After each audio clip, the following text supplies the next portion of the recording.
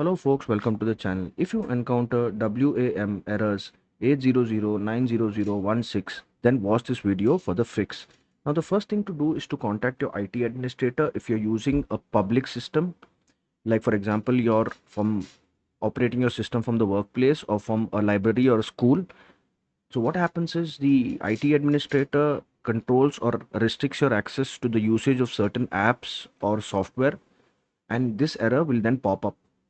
If you're using a private network, then what you need to do is you need to press the Windows and the R key together and enter the command tpm.msc and press enter.